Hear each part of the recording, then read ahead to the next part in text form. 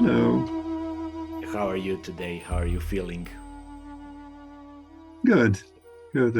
I had already a session this morning, so I kind of are in the mind of, I wouldn't say body mind centering, but in the mind of attuning and working and being in the work. Yes. So, what was the theme of the session? Maybe that could be our first entrance point. Yeah, it's very interesting. Since a few years, not quite a few years, maybe almost 10 years now, I got more interested in the psychophysical process because when I started also in my own process, it was more about what I understood, more about the movement. And of course, there's always a psychophysical process, but I think I was in the beginning. I mean, I don't know, more than 20 years with PMC, but in the beginning, I was not so available myself for guiding others or accompanying others in their process. And so I kind of developed this interest about this process, and it's also going a little bit outside of BMC. It's not like pure BMC, but I through my own process and doing psychotherapy, doing many things myself, I learned a lot about how to integrate, how to access, how especially work with this translation between imaginatory processes and physical processes. And yeah, I wouldn't say only psychophysical, because for me it's a lot about imagination, and which Mhm. is it's going beyond imagining like anatomy or like what's often in BMC, or imagining a movement, but it's really very inclusive, includes kinesthetic as sensorial and memory. And so on this path, I discovered interesting links, which, I mean, they're very obvious, these links, like between something happened in the past and what's happened with you in the present moment, like understanding in an embodied way how two things can be linked, how the present can be linked to something in the past. And uh, Mhm. and so in this session, it was a follow-up session of a first session we made. It was about very concrete issues in the present moment, um, something related to eating and to observing children eating, your own children eating, Mm. because this person was very protective about their children eating. And so in the first session, it was already a kind of a process to arrive to a point. It was not obvious in the beginning, but we arrived at the point where this person realized that when she was a baby, she had choked on food and she almost died. Mm. And so she never made the connection between these two things, that this experience as a baby with 9 months could have to do anything with her behavior. And then there were several other behaviors which were, or experiences which were aligning with this original, if you could say, experience, but in a very embodied way, in a behavioral way, and in a gestural way. That was the interesting thing, that a gesture, I didn't really believe that in the first place, that all these events could line up like that. And so today in the follow-up sessions, it was a different thing, more about the legs and how the legs are heavy, and so there will come other things up, and that's what I learn more and more, is like how to open a space for that things can. Um, I Come used up. to say come up, because I grew up with this model of the unconscious, and then things like deep and superficial, but in fact, I think my experience is not only that things come up, but things widen, they open, they like the perception expands. It's not so much coming things up. Also, there is something maybe deep, but it comes up, but then wow, like the tunnel, a kind of a tunnel vision starts to open, and the perception is, and this is also what I feel sometimes embodiment is. It's not feeling only your body, but it's something like expanding your consciousness, awareness, your perception. Mm. Yeah, that's amazing, because we were all in a way conditioned to look at these things as a certain linear pathway where we have something down and then we have the surface on top, but really it's all about directing the consciousness and letting it expand in really in all directions, and then there is no more up and down or left or right, but it's like one organism. Yeah, yeah. Do you feel it's necessary to unravel concrete memories from our past to come into healing? It is again about the concept, how you view that. If you think that you have to go deep down to dig up something, then I would not agree with that you have to go back in your past to find to resolve something.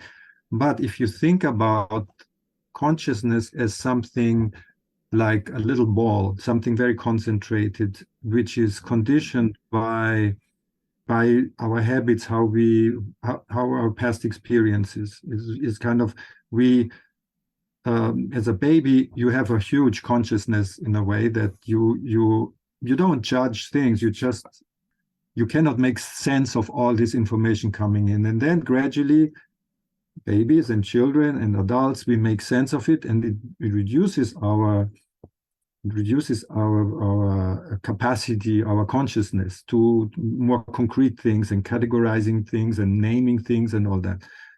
And so I think these memories from the past, they are not necessarily deep down somewhere, but they're maybe out there. They are very far from this consciousness, very far. Like if you draw circles, another circle is maybe what happened last week, and then another circle is what happened 10 years ago.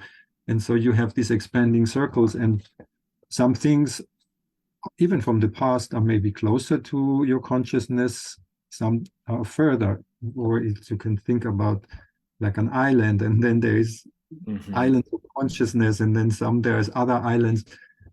So in that sense, I think it is very interesting to open your consciousness to make these kind of connections with events in the past. But I think it's different than going back to the past, and it's different than digging out something from your past, because I often meet people who do psychotherapy, and that's what they do, and sometimes they don't get anywhere. Right. It's if you have a good psychotherapist, I think you get somewhere, but very often people don't get somewhere, or they get further and then to a point where there is a plateau, and then they wonder how they can go further. Mm-hmm. So that it's interesting to think about this expansion rather than digging more up, because the digging itself maybe doesn't do anything. Yeah. Yeah, maybe we are digging at the wrong place. Not even digging in the right place, and that's because also the people they tell me we work on that since years. Like I had another client at some point, it was at the end of a session. He was sitting on the table, and the theme of the session was a bit like, he doesn't feel the right side so much. He's turning to the left. It's a kind of. And I ask him, um, if you think about this right side, do you feel like you don't want to look what it's there? Do you want to move away, or do you want to move to something on the left side? So do you feel like you move away from something you don't want to see, or you do move towards something you want to see? Mm. And he was sitting there after the session. He was really kind of open, and he suddenly this memory came to him about his father, or actually his father's when his father died when he was young. He was maybe 14 or so, and um, and so he had this memory of when he was in bed and his mother comes in and tells him that his father died. Mm. He said it was my mother was on the right side and she came in and I got this news and he made this kind of really embodied connection in this moment.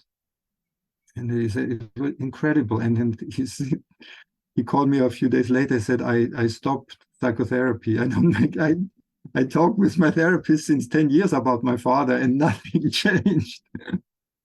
There's some intelligence. There's some intelligence if you open the space for that things can connect, or the consciousness can really expand, and you don't block it through interpretations or your own limitations.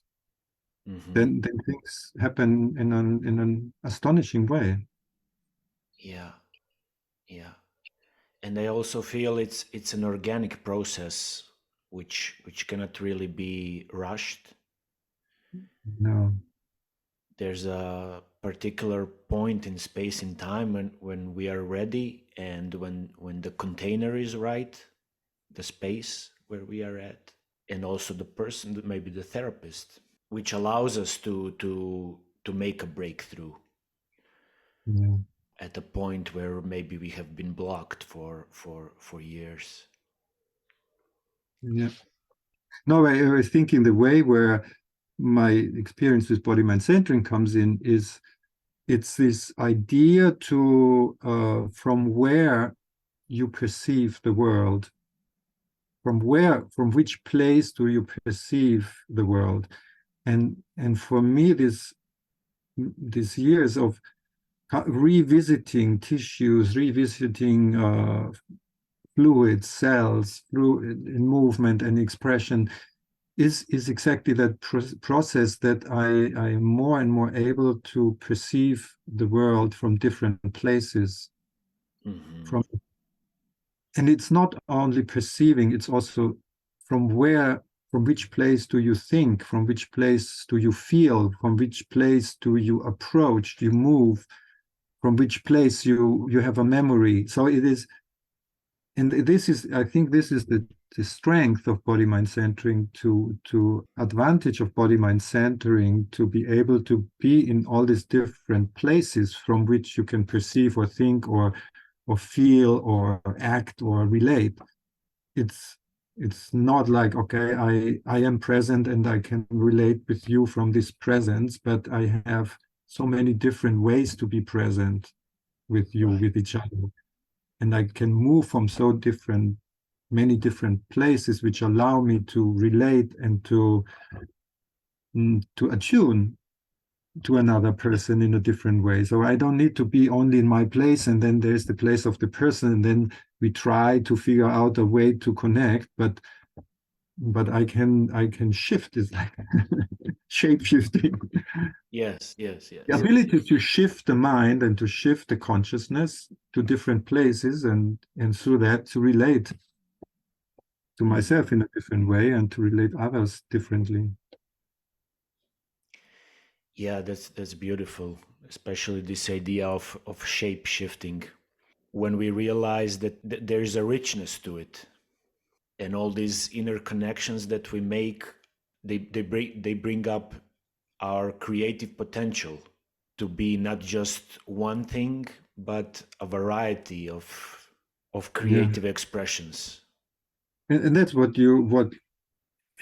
everybody knows, and what I experienced and many others, and what I see in people, that that experiences, certain experiences, limit our capacity to respond, to relate, to feel many things, to think, and other experiences expand our capacity to feel, to relate, to think. And so how can we balance these two kind of experiences? If you have a lot of kind of limiting experiences, which were probably very useful at the time, it's not that there's something went wrong, because that it's all these responses are very helpful in the moment, but then they stay a bit longer. And then if you have more of these experiences, or you have also the weight of an experience, is like if you have one very, very heavy, strong experience that can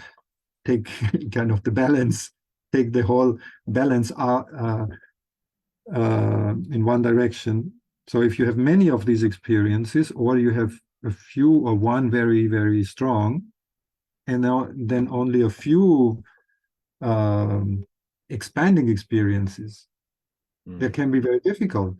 So that in my experience of BMC is I didn't visit much in BMC experience. I didn't visit much memories or childhood experiences, but I was in a constant expansion experience. I find a space where I could expand without visiting, always going back or deep or whatever. But things started to expand, and with that balance, experiences which were not so nice in my childhood or in my life. Yeah. And I feel that's very important, to allow ourselves that expansion, to take in the beauty around us, and not just get stuck on what's wrong with us or what's our trauma, and look for the trauma and talk about it constantly, but allow the expansion of the consciousness and to take in the life in totality. And then we have more strength to approach the wounds. Yeah, but it's like they since a few years it's like call it resources, like the term resources became very fashionable to say that we have to connect to what feels good for us, to be able to face difficult memories or difficult experiences. Yeah. But I would say there is also in that, there is also the danger, or there is or we need the need to avoid experiences, because from my experience, is like when you can have memories about something, but they can be kind of far out there, and they don't have much significance, like this memory, like a memory of choking, of this baby was choking. But in a way, I think you need to bring them, to connect them, to give them weight before you can let them go. Because if you leave them somewhere there and somewhere out there, and you just but you over paint it in some way with good feelings and with happiness, and that sometimes it's sneaking underneath something. It's like something is because it's like a little pressure cooker or something, is like fully it's not fully acknowledged. And the acknowledgement doesn't mean to say, oh yeah, I know I had this experience, but it's to bring it in the present as a weight, and then the weight you can let go. Otherwise, it's difficult to let go if it's so far away. Yeah, we have to come into contact with it, really feel it, and in a way embrace it. Yeah. Yeah, And then it starts dissolving through understanding, through accepting, I would say, yeah, and being with it. And it's definitely not an easy or maybe a pleasant process, but it's worth it. Yeah. Recently on one of the interviews, one person left a comment and asked a question: can BMC help me with anxiety? Yeah. And I think what we are now talking about is really the answer Yeah. to that question. Yeah.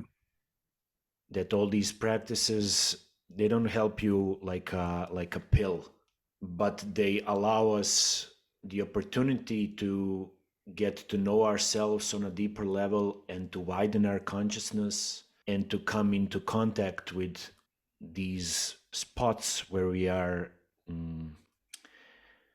blocked in a way, Mm. and to melt them, to open them up.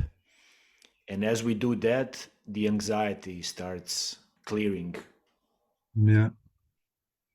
Well, something I learned from somatic experiencing many years ago is that, again, this is about the resources, because before going to a past experience or bringing that into the present moment in a conscious way, is to deal with the physiology. So to deal with the symptoms of anxiety. And because when you are in that in anxiety, when you are in that range where you feel anxious, it disturbs many physiological functions.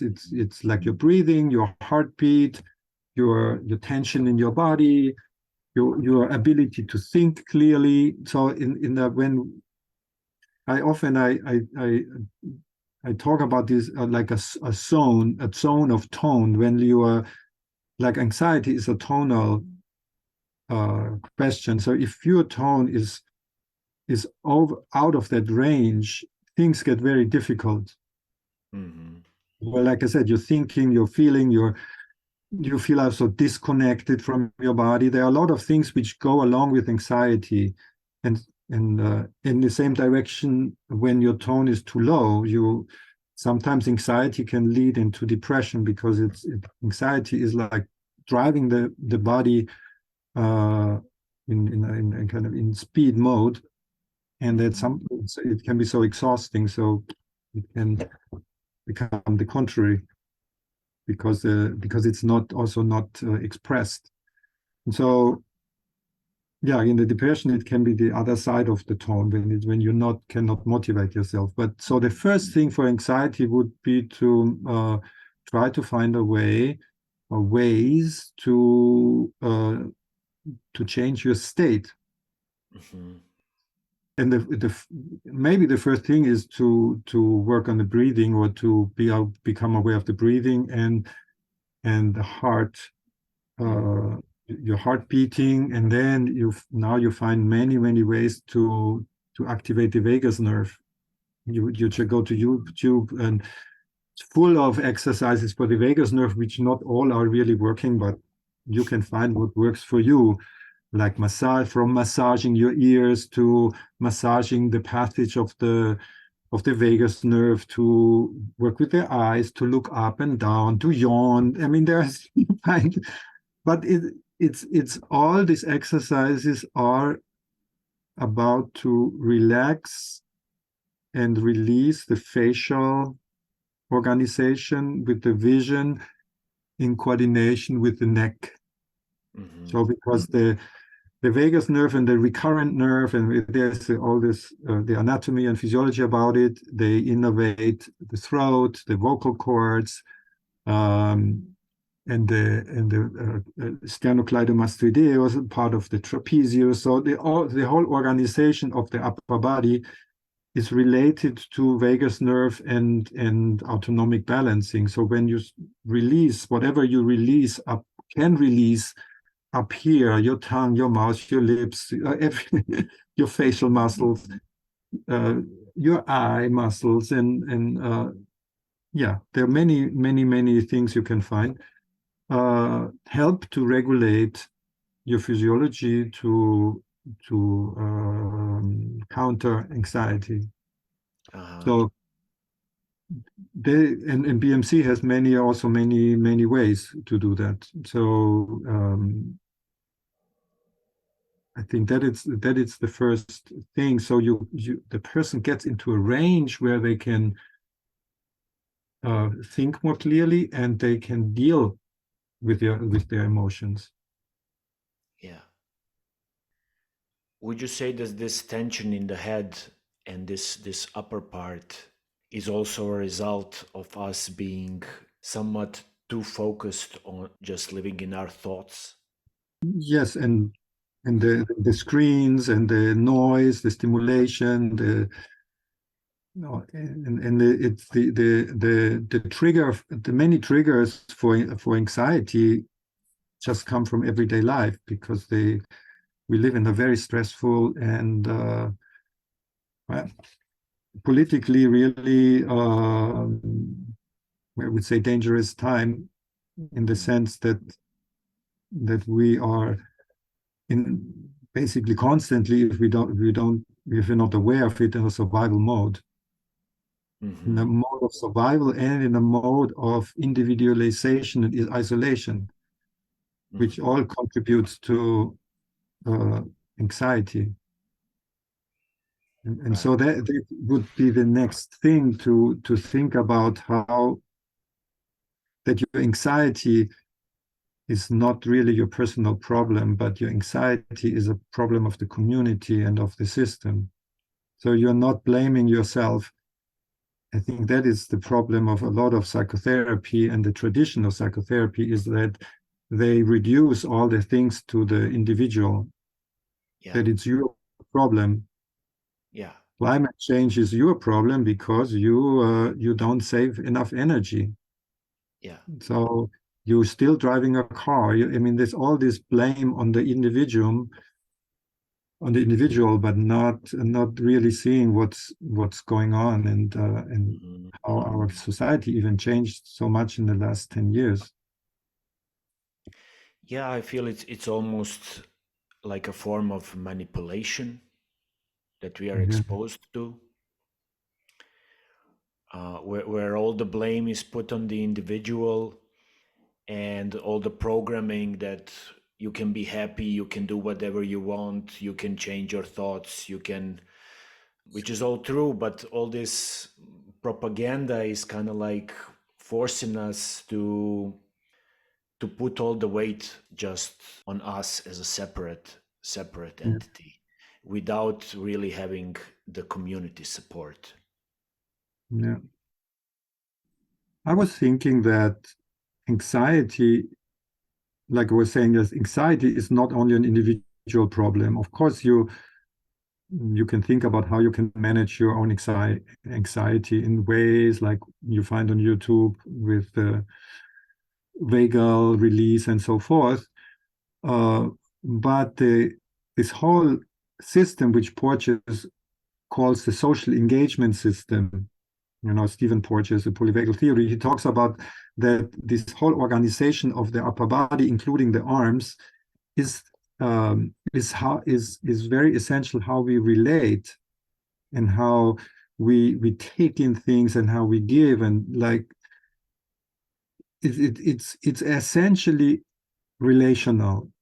So it's isolation and individual charge on people is can have also this effect of anxiety. So it's instead of just trying to manage my own anxiety, you look what are the connections I have. Like you just said before, the social net where you are, how I'm connecting with my family, how I'm connecting with in my work, and these are often places of like construction sites. Family is a big construction site for many people because they didn't grow up in an environment they wished they would have grown up.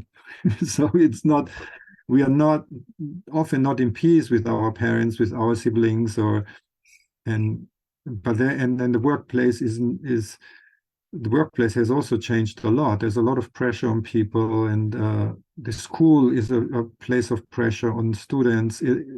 Like wherever you look, there is pressure and stress to succeed, to be good, and they often it's a continuation of your childhood experiences that your parents love you only because you are good in school, or you bring home good notes, or you always look for the approval, or I mean whatever you could but it's always relational. It's always Right. and people miss that because they look at the person and they don't see another person next to you. But I've experienced many times like another person, she kind of she always felt her father was here, and the father was a very violent person, and so she always like this kind of turning her head, kind of anxious to the right, even as an adult. Wow. Because there is the and she was not aware of it, but it's like this conscious, this presence of of somebody is. We are not, we are in this sense, we are not really individuals, we are not separated, we always have these voices or these images, these memories, which are all relational. Mm-hmm. And I think that's very, very important to deal with, or to open the space for that when you talk about anxiety. Yes.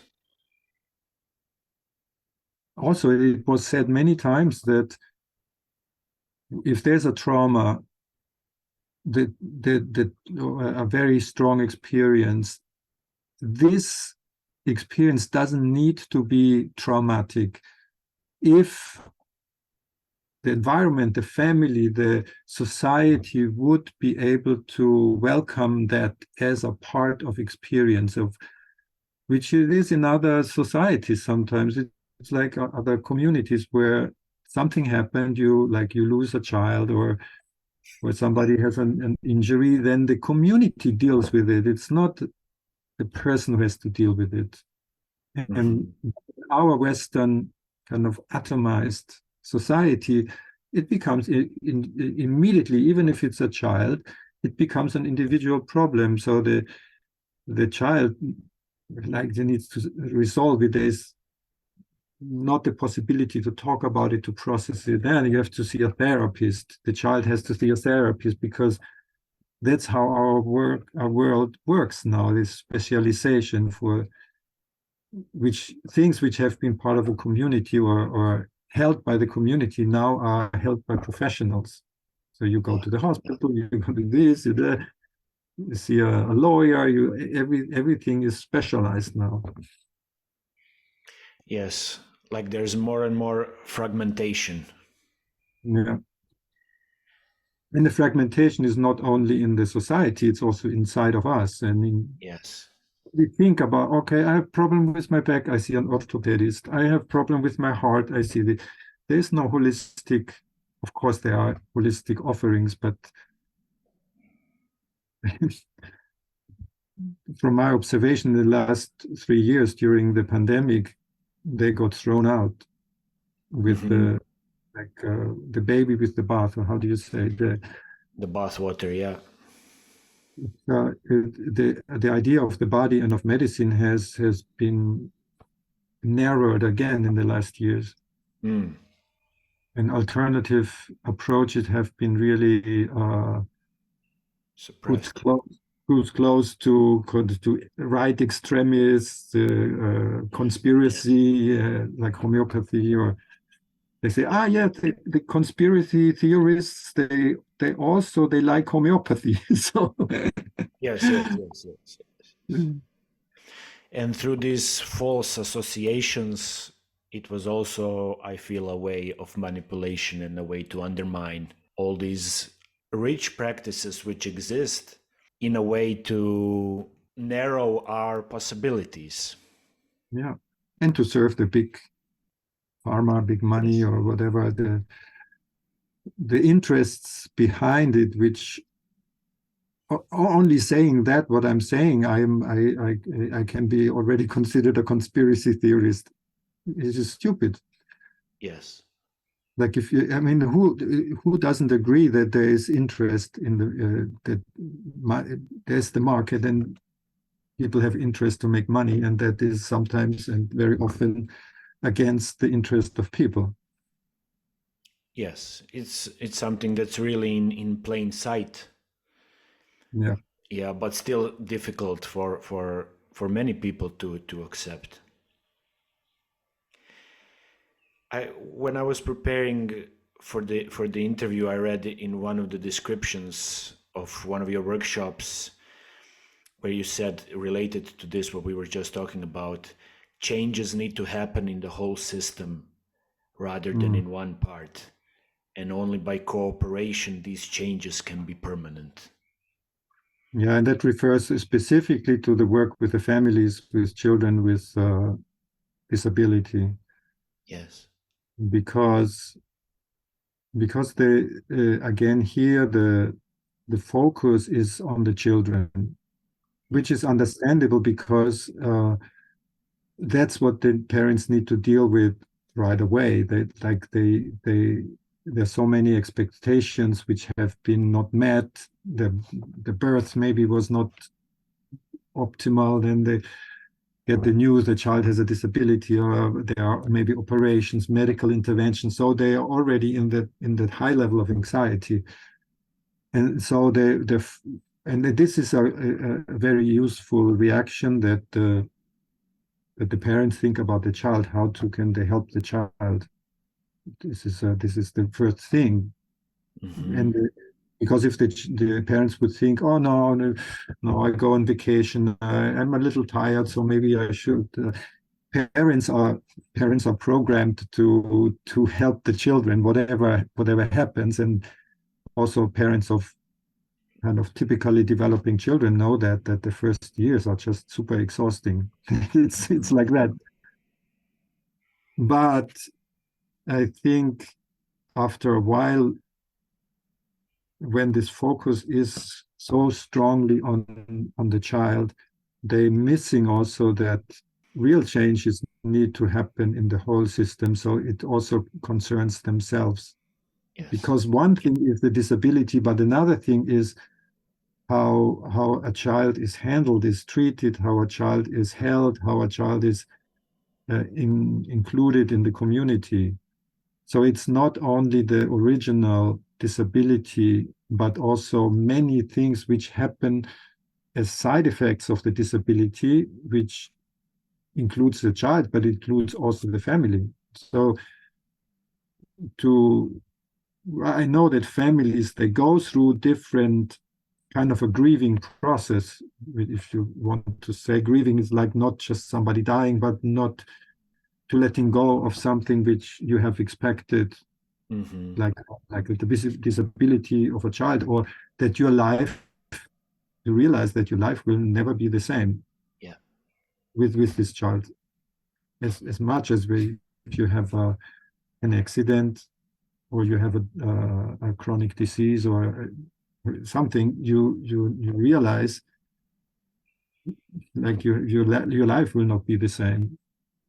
And so I think the therapies for children are usually oriented only towards towards the child, making the child better, and they're not acknowledging all this other, The whole system. the whole system. Yeah. And so we try in this project, making connections, we're trying to create kind of temporary communities. That means that that we're addressing the community, and not only the family as one community, but more families. Like this project we did this week, we did in Bratislava with Anka and Angelika and many others, where we had sessions, and we had families present at other sessions, and we had practitioners present, and then we had a workshop, we had a time for the parents to talk with each other. So to reweaving the community and welcoming everybody into the community, even if it's just temporary, that becomes a kind of a healing place, and an experience which goes far, far beyond helping the child. Yeah. And would you say it's a new experience for many of the parents to feel that Yes. for the first time?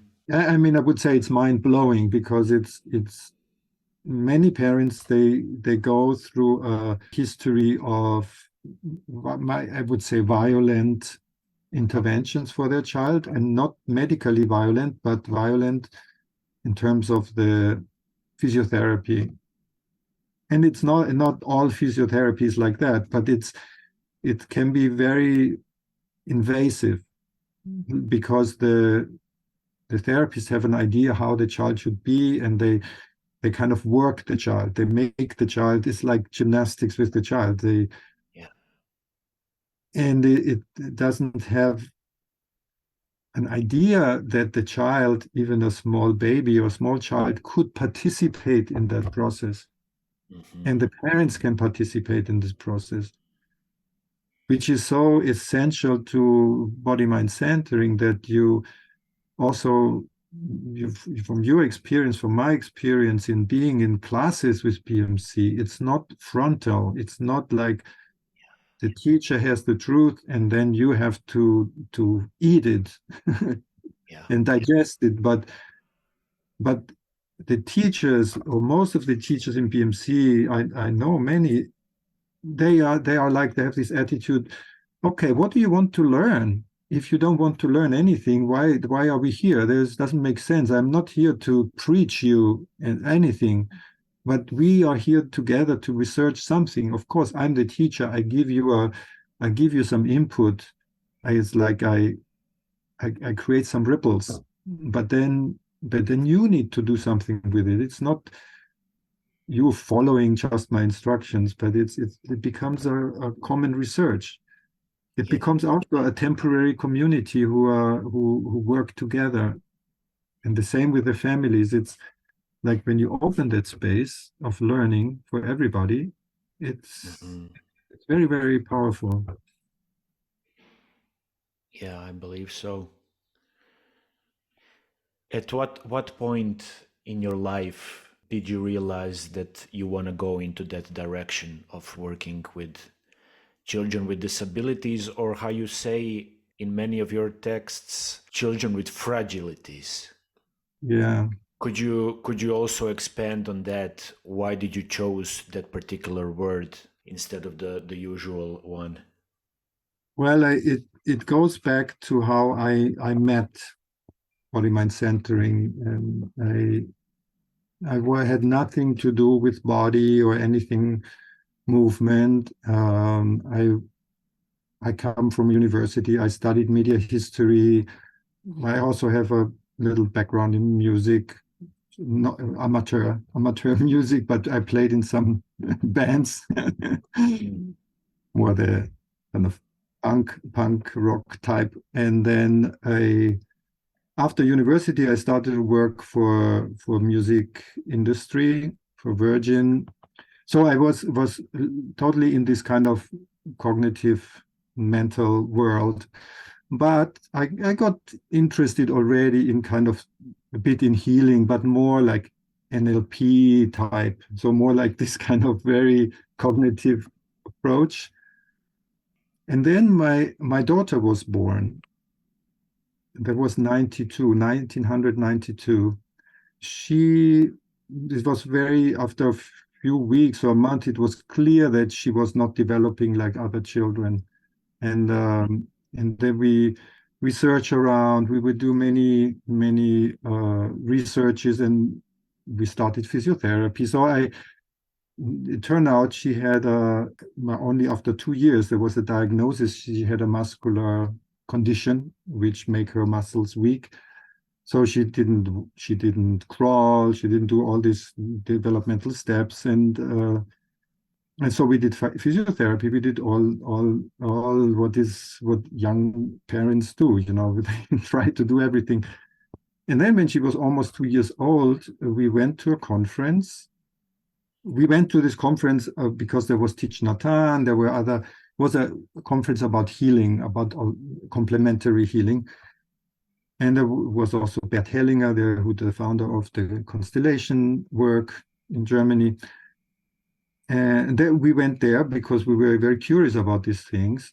And there was Bonnie, but we didn't know about Bonnie.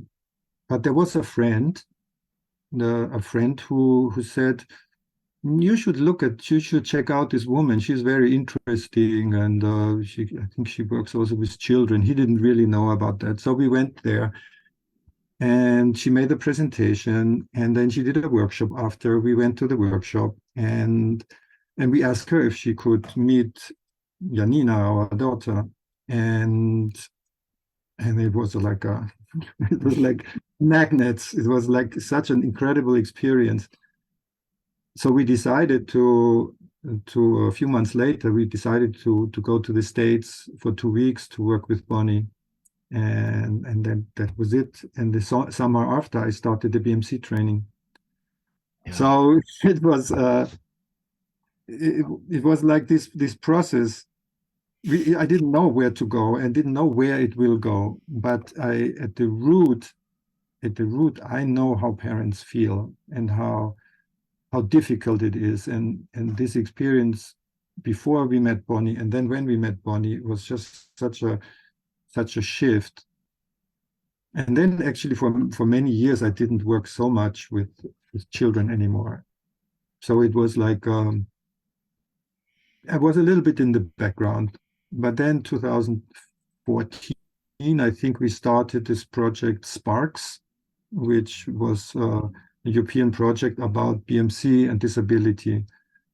And there were 5 countries involved, also BabyFit, Anka and Angelika, Ferenc in Budapest, Katie in England, Soma in France, Gloria in Italy. So there were, and when this theme came again to the foreground, and then the years following, I started to work again more with the children, and then just like maybe 4 or 5 years ago, more intensively. Mm-hmm. And the word children with fragilities. The word fragility also says that is not only about a disability, but fragilities can arise from different things, from different conditions, like or events, like a medical intervention. A baby who has a medical intervention might not have a disability, but Yeah. what we see quite often is that there are social implications, like if you want to say a traumatized baby who had an open heart surgery is not so likely to open to the world. It's a common phenomenon that when you, even as adults, when you are sick, when you have something, a condition, you break a bone or whatever, you are not, the first thing is you reduce your social contacts. You withdraw because it's like an animal, like you hide somewhere to heal.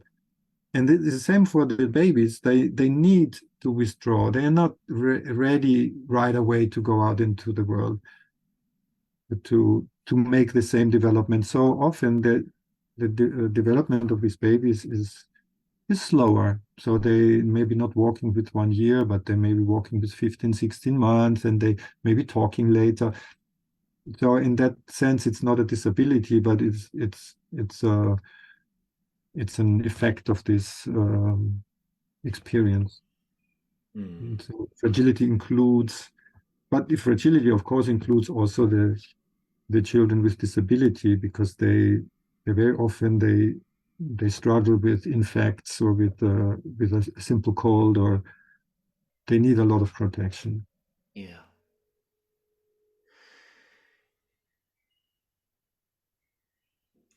This is the association I get when I hear this word fragility. It's a reminder how fragile we are not just as a babies, but as humans in general. And this importance of having the protection, of having a safe container and a safe community around us Yeah. in order so we can grow. No, maybe you remember this. Bonnie is talking about four developmental principles: Hmm. is survival, comfort, bonding, and curiosity. Hmm. And this is really essential for babies. Like you have to manage first, or they have to manage first their survival before they can feel comfortable. If you feel hungry, or then you first you need to be fed, then you can feel comfort, and then you can bond, which means you can have attachment, you can have secure attachment, the survival and the comfort, and then the bonding can happen. And then out of that, of that ground, this ground of enough safety, feeling connected, like safety connected, and then from there a baby can develop curiosity for the world and reach. And Hmm. this is exactly what happens to babies who have been challenged through an operation or other fragilities, that this reach, this curiosity for the world happens later, because they first need to develop the base of secure attachment or survival, comfort and bonding before they can go to the another step. And for adults, it mixes a little bit up, because we have this higher part of the brain which can override many other functions. So you maybe not feel safe, but you convince yourself that you're safe, or you have many possibilities to modulate your more instinctive responses or your emotional responses through telling yourself in both ways. Either you tell yourself everything is fine, or you tell yourself no, nothing is fine, and so. Yes, yes, yes, yes, yes. But these principles, I think, are still very useful even for adults to think about. Do I need, where do I am in where I am in this? How can I develop secure attachments in my life, connections? Hmm.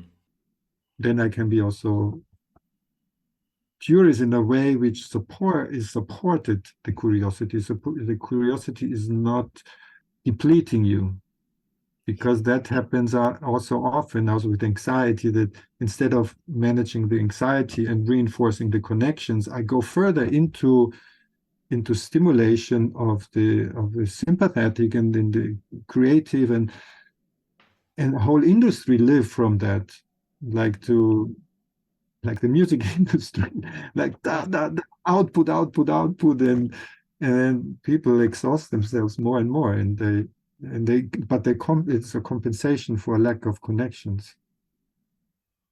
We see, like in the tragic suicides of musicians, we see that like it's the peak of the iceberg, Yeah. like the depression underneath, simmering.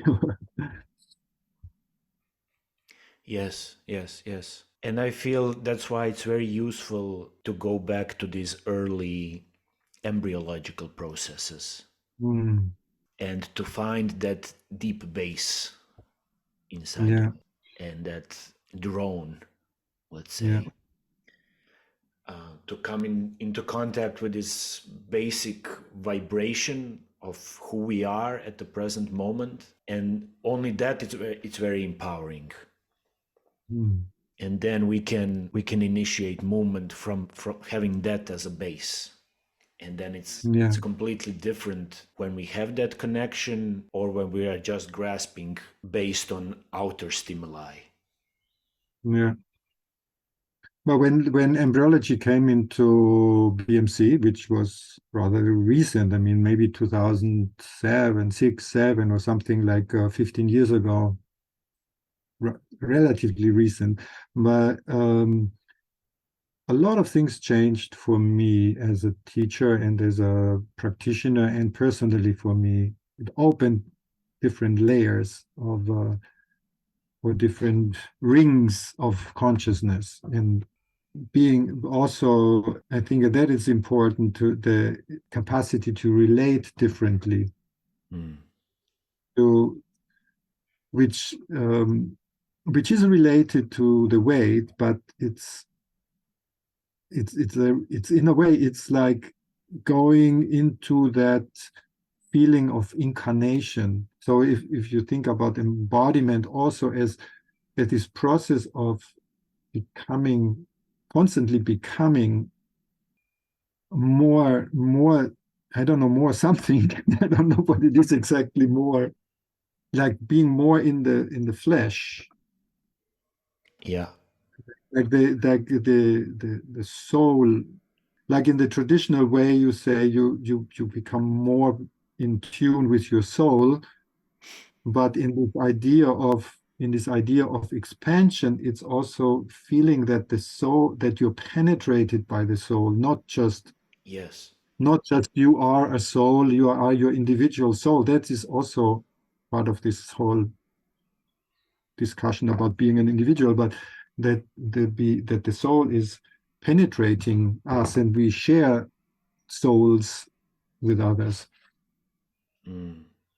So I think this incarnation, that the embryology, it's an incarnation also of relationships, because they also, on the deeper, on the cellular level, the how the embryo develops is as a is because of the place where cells are, where, because now we know that the DNA doesn't have the imprint of the embryo or of the human being in there somewhere. It has elements. It has the elements to produce the proteins and all the substances to make it happen. But what makes it happen is the relationship where the cells are and how they dialogue with others. Mm. It's not how does a nerve cell know to become a nerve cell or a muscle cell. It's not because of a program, but it's the information is available, but there is a call from the environment, a question from the environment, and this question is answered by a certain gene expression.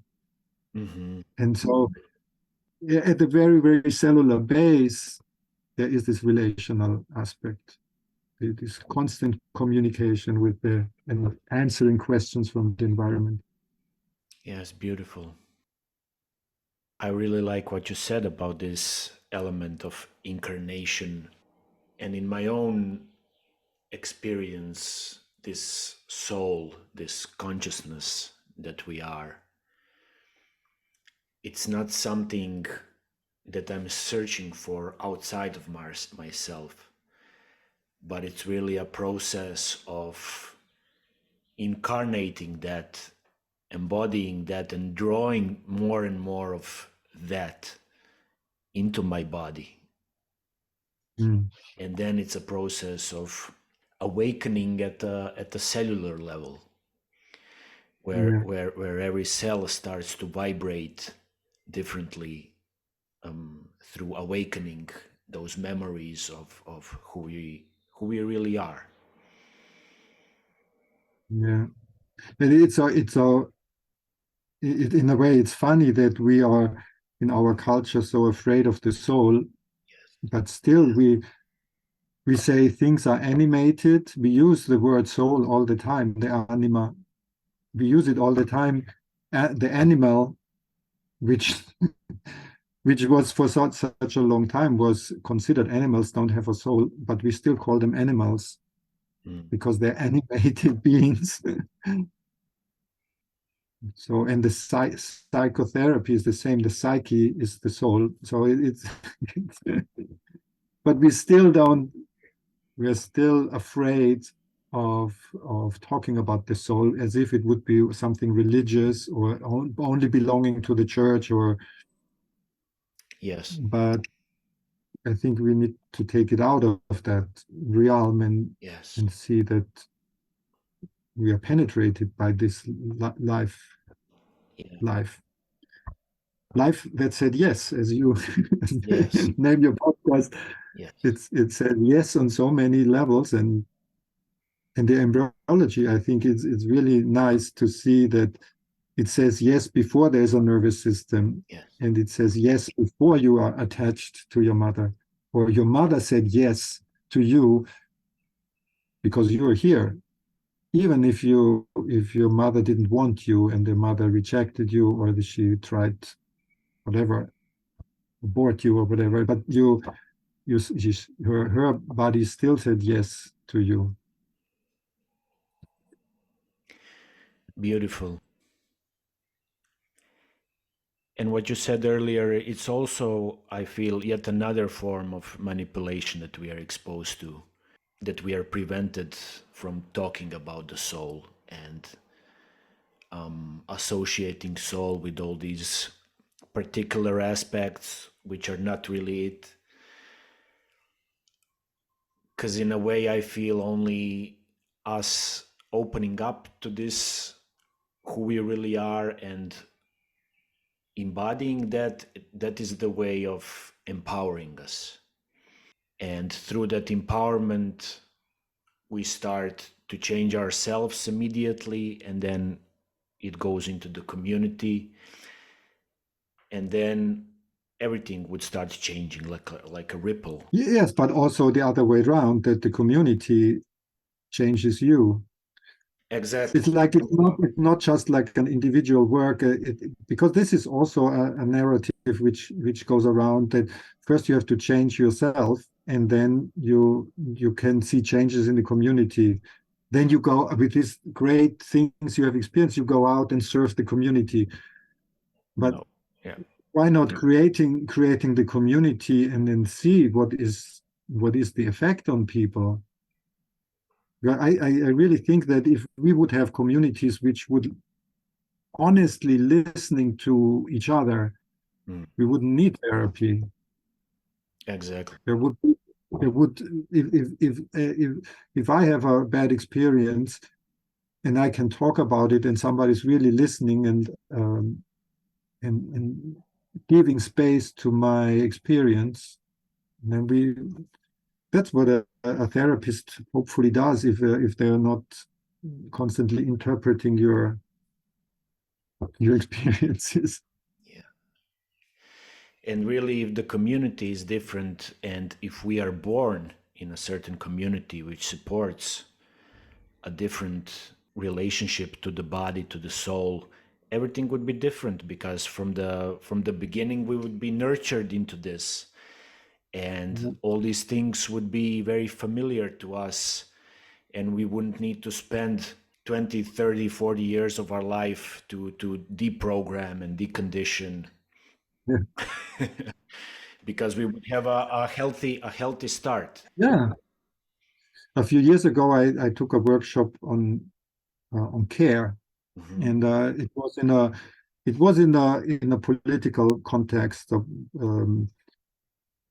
because they, like in the activist community also, there is a few years ago, or still there is a need. There's a need to reconsider care, and I realized that I am in I my what I do is in the field, working in the field of care, because I think it's exactly that. But care is not only caring about somebody who is sick or so, but care is also to do things with careful, with attention, with kindness. Mm. And so the care is really a very beautiful, I think, um, idea or word or concept to bring to the community, and including listening and responding and giving space and many things. Yeah. Very central idea, I think. We are kind of in relationship, or in contact with a friend who is an anthropologist, and she was there this weekend, and she talked about modernity, Hmm. Because it's a big theme how the science became such, especially in the last years, but also before, it became such a dominant. Their science as if it would be like a monolithic thing which has the truth. In fact, it's what is more appropriate would say their sciences, which includes also humanistic sciences, but the like psychology, anthropology, la, la, la. But how in how with modernity, also capitalism, how that all kind of developed parallel over the last few hundred years. I think that's a very, very interesting aspect also to look into a little bit more, how our lives are, our Western lives are determined by modernity, and maybe how somatics also is a way to, or an attempt to counter that colonialization of our minds. Exactly. But also how somatics also is part of the system. So there is this ambivalence of somatics is part of the counterculture, but it's also part of the mainstream, becoming part of the mainstream, the market serving the system. So, but that's another talk. Maybe. Yes. And also how to speak one's truth in that system. Yeah. Because for us, the explorers, we have our own rich personal experience, which very clearly proves that the world and the human beings and everything around us is not like the mainstream science is trying to convince us that things are. Yeah. But then again, if you go out and openly speak about it, you are in the danger of being misunderstood and labeled in a Yeah. way, because it disrupts the whole worldview. It disrupts the system. Yeah. It challenges everything. So I think that that's also an important question. And I notice that the consciousness of the planet is expanding, and more people are talking about things and experiences and challenging the mainstream. So I would say we're on the way. It's taking time and it's going slow and many challenges, but But the destruction is already underway. quite advanced, and there's these people from Klein Yazido, where the Hmm. Johannes, they always say we're in the post-collapse society. Yeah. We already after the collapse. We are not waiting for the collapse to come, but we are already, and you don't feel it in Europe so much. You start to feel it now, but if you go to Africa or South America, how indigenous people are treated since ever, with poisoning and pollution and so forth, and even killing. You see that we are already beyond the collapse. It's just reaching us more and more in our kind of in our protected space of Europe. Mm. Yes. Thomas, thank you for a beautiful conversation. Well, thank you. Thank you for this dialogue. Yeah, and now with your interview and Jens and Friederike, we have all three founding members of Moveus Yes. sharing their thoughts, and I think that's a beautiful thing. Yeah.